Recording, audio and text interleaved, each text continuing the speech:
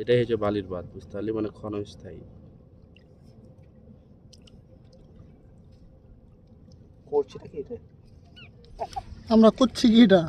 এটা হচ্ছে বালির বাঁধ, ক্ষণস্থায়ী বিল্ডিং নির্মাণ হচ্ছে এটা চায়না ব্র্যান্ডে।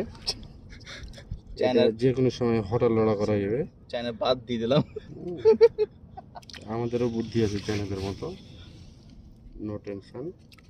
চায়নার বাদ হচ্ছে এটা চায়নার বাদ ভাইয়া? এটা ফারাক্কা ব্যারেজ তৈরি হয়েছে। ফারাক্কা ব্রিজ হুম। কত টন পানি দেওয়া যাবে ভাইয়া? 2 ফোঁটা পানি দিলেই আর না। 2 ফোঁটা পানি দিলি না ভাই?